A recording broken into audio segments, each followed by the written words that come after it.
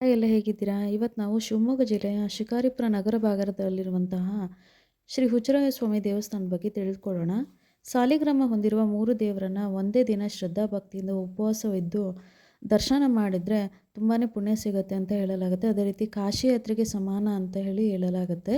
ಅದೇ ರೀತಿಯಾಗಿ ನಾವು ಶಿಕಾರಿಪುರದ ಭ್ರಾಂತೇಶ, ಹಾವೇರಿ ಜಿಲ್ಲೆಯ ಬ್ಯಾಡಗಿ ತಾಲೂಕಿನ ಕದರಮಂಡಲಿಗೆಯ ಕಾಂತೇಶ, ಧಾರವಾಡ ಜಿಲ್ಲೆಯ ಸಾತೇನಹಳ್ಳಿಯ ಶಾಂತೇಶ ಈ 3 ದೇವರುಗಳನ್ನು ದರ್ಶನ ಮಾಡಿದರೆ ತುಂಬ ಒಳ್ಳೆಯದು ಅಂತ ಹೇಳಲಾಗುತ್ತೆ. ಇವತ್ತು ನಾವು ಶಿಕಾರಿಪುರದ ಆಂಜನೇಯನ ಅಥವಾ ಭ್ರಾಂತೇಶನ ಬಗ್ಗೆ ಇವತ್ತು ತಿಳ್ಕೊಳ್ಳೋಣ.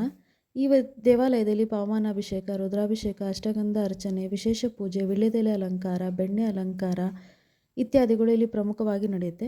ಏಪ್ರಿಲ್ ತಿಂಗಳ ದವಣ ಹುಣ್ಣಿಮೆಯಂದು ಸ್ವಾಮಿಯ ಜಾತ್ರೆಯು ಬಲು ವಿಜೃಂಭಣೆಯಿಂದ ನಡೆಯುತ್ತೆ ಪ್ರತಿ ವರ್ಷ ಕೂಡ. ಶ್ರೀರಾಮದೂತ, ವಾನರಯೋಧ, ವಾಯುಪುತ್ರ, ಹನುಮಂತ, ಆಂಜನೇಯ ಎಂದೆಲ್ಲ ಕರೆಸಿಕೊಳ್ಳುವ ಈ ದೇವರಿಗೆ ಭ್ರಾಂತೇಶ ದೇವಾಲಯ, ಹುಚ್ಚರಾಯ ಸ್ವಾಮಿ ದೇವಾಲಯ ಅಂತೇಳಿ ಕರೆಯಲಾಗುತ್ತದೆ. ಭ್ರಾಂತಿಯನ್ನು ಅಥವಾ ಭ್ರಮೆಯನ್ನು ದೂರ ಮಾಡಲು ಈ ದೇವಸ್ಥಾನ ಸೂಕ್ತ ಸ್ಥಳ ಅಂತ ಹೇಳಿದ್ರೆ ತಪ್ಪಾಗಲಾರದು.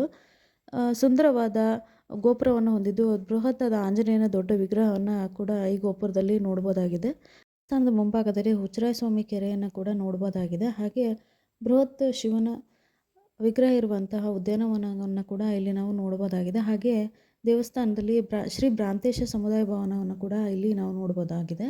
ಹಾಗೆ ಮಕ್ಕಳ ಚೌಡಮ್ಮ ಅಂಥೇಳಿ ಇಲ್ಲೊಂದು ಚೌಡಮ್ಮ ಕೂಡ ದೇವಸ್ಥಾನ ಇದೆ. ಮಕ್ಕಳಿಗೆ ಸಂಬಂಧಿಸಿದಂಗೆ ಮಕ್ಕಳಾಗದಿದ್ದವರು ಅಥವಾ ಮಕ್ಕಳಿಗೆ ಏನಾದ್ರು ಹುಷಾರಿಲ್ಲದಂಥವ್ರು ಇಲ್ಲಿ ಬಂದು ಹರಕೆ ಕಟ್ಕೊಳ್ತಾರೆ. ಅವರು ಮಕ್ಕಳು ಹುಷಾರಾಗ್ತಾರೆ ಕೂಡ. ಅದೇ ರೀತಿ ನಂಬಿಕೆ ಬೆಳ್ಕೊಂಡು ಬಂದಿದೆ ಇಲ್ಲಿ. ಈಗ ನಾವೀಗ ಹುಚ್ಚರಾಯ ಸ್ವಾಮಿ ಅಥವಾ ಭ್ರಾಂತೇಶನ ಇತಿಹಾಸದ ಬಗ್ಗೆ ತಿಳ್ಕೊಳ್ಳೋಣ. ಪುರಾತತ್ವ ಇಲಾಖೆ ವರದಿಯಂತೆ ಸುಮಾರು 17ನೇ ಶತಮಾನಕ್ಕೆ ಸೇರಿದ ದೇವಾಲಯ ಅಂತೇಳಿ ಹೇಳ್ಬೋದಾಗಿದೆ. ವೀರಶೈವರಾದ ಹುಚ್ಚರಾಯಪ್ಪ ಇವರು ಮೂಲತಃ ತೀರ್ಥಹಳ್ಳಿ ಮೂಲದ ಕವಲೇದುರ್ಗದವರು. ವೀರಶೈವ ಸಮುದಾಯಕ್ಕೆ ಸೇರಿದಂಥವರು. ಇವರು ಶಿಕಾರಿಪುರದ ಬ್ರಾಹ್ಮಣ ಕುಟುಂಬದೊಂದಿಗೆ ಉತ್ತಮ ಸ್ನೇಹವನ್ನು ಹೊಂದಿದ್ದವರಾಗಿರ್ತಾರೆ. ಕಾಲಾನಂತರ ಬ್ರಾಹ್ಮಣರಾಗಿ ಇವರು ದೀಕ್ಷೆಯನ್ನು ಪಡೆದುಕೊಳ್ತಾರೆ. ಅಲ್ಲಿ ಕೂಡ ಒಂದು ಮಠವನ್ನು ಸಹ ಸ್ಥಾಪಿಸ್ತಾರೆ. ಒಮ್ಮೆ ಹುಚ್ಚರಾಯಪ್ಪರವರ ಕನಸಿನಲ್ಲಿ ಸ್ವಾಮಿ ಆಂಜನೇಯ ಬಂದ್ಬಿಟ್ಟು ತನ್ನ ವಿಗ್ರಹ ಊರಿನ ದೊಡ್ಡ ಕೆರೆಯಲ್ಲಿ ಇರುವುದಾಗಿ ತಿಳಿಸ್ತಾರೆ. ಅಂತೆಯೇ ಊರಿನ ಜನರಲ್ಲಿ ತಮ್ಮ ಇದನ್ನು ಸಹ ಕೇಳ್ಕೊಳ್ತಾರೆ. ಆದರೆ ಜನ ಇದನ್ನು ನಂಬಲ್ಲ. ಕೆಲವ್ರ ಸಹಕಾರದಿಂದ ಆ ಕೆರೆಯಲ್ಲಿ ಇಳಿದ್ಬಿಟ್ಟು ಅಲ್ಲಿ ನೋಡಿದಾಗ ಚೌಕಾಕಾರದ ಕಲ್ಲಿನ ಬಾನಿ ಮಗ್ಚು ಇರುತ್ತೆ. ಆ ಬಾನಿಯನ್ನು ತಿರುಗಿ ಹಾಕ್ದಂಗೆ ನೋಡಿದಾಗ ಆಂಜನೇಯನ ವಿಗ್ರಹ ಅಲ್ಲಿ ಕಂಡುಬರುತ್ತೆ. ಆ ಮೂರ್ತಿಯನ್ನು ಎತ್ತಿ ನೋಡಿದಾಗ ಅದು ಸ್ವಲ್ಪ ಮುಖ ಆಗಿರುತ್ತೆ. ಆವಾಗ ಅದಕ್ಕೊಂದು ಒಳ್ಳೆಯ ಸ್ಥಾನ ಬೇಕು ಅಂತಂದಾಗ ಹುಚ್ಚರಾಯಪ್ಪನವರ ಮಠದಲ್ಲಿ ಇದನ್ನು ಪ್ರತಿಷ್ಠಾಪನೆ ಮಾಡಿದ್ರೆ ಒಳ್ಳೆಯದು ಅಂತ ಎಲ್ಲ ಅಂದ್ಕೊತಾರೆ. ಹಾಗೆ ಅವರು ಹುಚ್ಚರಾಯಪ್ಪನವ್ರು ಏನು ಮಾಡ್ತಾರೆ, ತನ್ನ ಮಠದಲ್ಲಿ ಪ್ರತಿಷ್ಠಾಪನೆ ಮಾಡೋದೇ ಆದರೆ ಒಂದು ಷರತ್ತನ್ನು ಕೂಡ ಹಾಕ್ತಾರೆ. ಅದೇ ಪ್ರಕಾರ ಅದೇನಪ್ಪ ಅಂತಂದರೆ, ಸ್ವಾಮಿಗೆ ನನ್ನ ಜಾಗದಲ್ಲಿ ಸ್ಥಳ ಕೊಡೋದಾದ್ರೆ ನನ್ನ ಹೆಸರನ್ನ ಇಡಬೇಕಾಗತ್ತೆ ದೇವಸ್ಥಾನಕ್ಕೆ ಅಂತ ಹೇಳಿ ಷರತ್ತನ್ನು ಹಾಕ್ತಾರೆ. ಅದೇ ರೀತಿ ಜನ ಕೂಡ ಒಪ್ಕೋತಾರೆ. ಹಾಗಾಗಿ ದೇವಸ್ಥಾನ ಅಲ್ಲಿ ನಿರ್ಮಾಣ ಆಗುತ್ತೆ.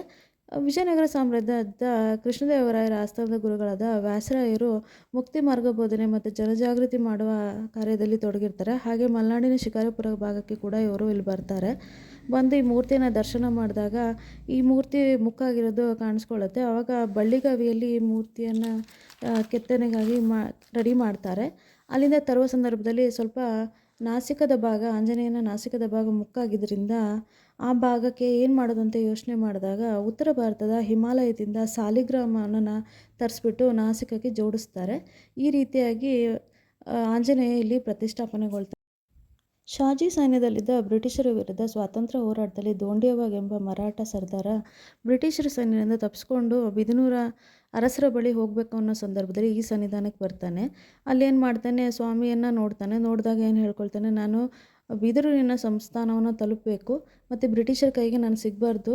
ಆ ರೀತಿ ಆದರೆ ನಾನು ತನ್ನಲ್ಲಿರೋ ಖಡ್ಗನ ಸ್ವಾಮಿಗೆ ಒಪ್ಪಿಸ್ತೀನಿ ಅಂತ ಹೇಳ್ಕೊಡ್ತಾನೆ. ಅದೇ ರೀತಿಯಾಗಿ ಏನಾಗುತ್ತೆ, ಇಲ್ಲಿ ಶಿಕಾರಿಪುರದಲ್ಲಿ ಅಪರೂಪದ ವರ್ಷಧಾರೆ ಕೂಡ ಅಲ್ಲಿ ಆಗುತ್ತೆ.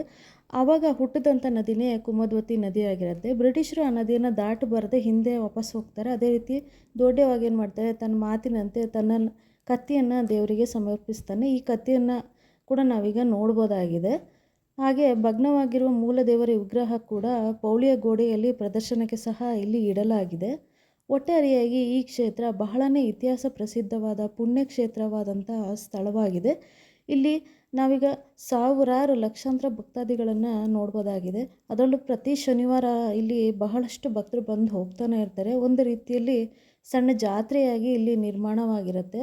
ಅಷ್ಟೊಂದು ಭಕ್ತಾದಿಗಳು ಇಲ್ಲಿ ಆಗಮಿಸ್ತಾರೆ. ಹಾಗೆ ಪ್ರತಿ ವರ್ಷ ಕೂಡ ಜಾತ್ರೆಯಲ್ಲಿ ಬಹಳಷ್ಟು ಲಕ್ಷಾಂತರ ಜನ ಮಂದಿ ಇಲ್ಲಿ ಬಂದು ಸೇರ್ತಾರೆ. ತುಂಬಾ ಬೃಹತ್ ಪ್ರಮಾಣದಲ್ಲಿ ವಿಜೃಂಭಣೆಯಿಂದ ರಥೋತ್ಸವ ಕೂಡ ಇಲ್ಲಿ ನಡೆಯುತ್ತೆ.